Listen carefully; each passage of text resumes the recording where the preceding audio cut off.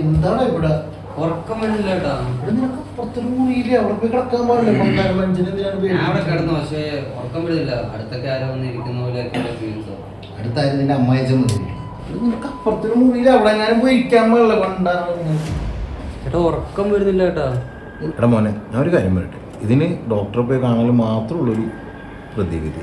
ചേട്ടാ ഇത് ഡോക്ടറെ കാണിച്ചു കഴിഞ്ഞാൽ എന്നെ വല്ല ഭ്രാന്താശുപത്രി പിടിച്ചെടുത്തിട്ട്. പിന്നെ ഭ്രാന്തല്ല നിന്നെ, പിന്നെ ഭ്രാന്താശുപത്രി എവിടെ പിടിച്ചിടാനാണ്? എനിക്കറിയില്ല ശരിക്കും എന്താണ് പ്രശ്നം? സത്യസന്ധമായിട്ട് പറയാം. ചേട്ടൻ ഇവിടെ കിടക്കും, ഞാൻ അവിടെ കിടക്കും.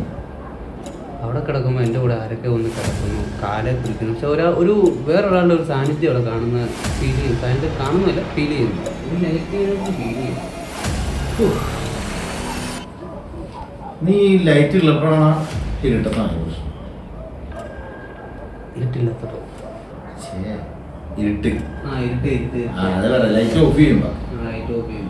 നമ്മൾ കിടക്കുമ്പോഴാണ് ഈ എക്സാക്ട്ലി ഈ സംഭവങ്ങളെല്ലാം വരുന്നത്. നീ ഇപ്പൊ പറഞ്ഞ സാധനമില്ലേ നെഗറ്റീവ് എനർജി? അങ്ങനെ ഒരു സാധനം ഇല്ല. എനർജി അത് മാത്രമേ ഉള്ളൂ.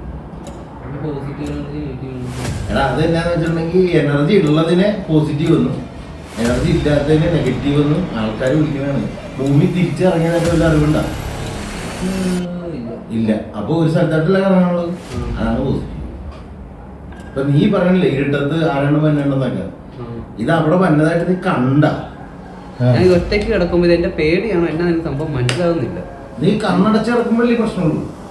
കണ്ണടച്ച് കിടക്കുമ്പോൾ ഞാൻ കണ്ടിട്ടില്ല, പക്ഷെ ഇത് നമ്മുടെ അടുത്ത് നിൽക്കുന്നതായിട്ടും നമുക്കൊരു ഫീൽ ചെയ്യും. നമുക്കെന്നാ അവിടെ പോയി നിന്റെ മുറിയിൽ പോയി കിടക്കാം.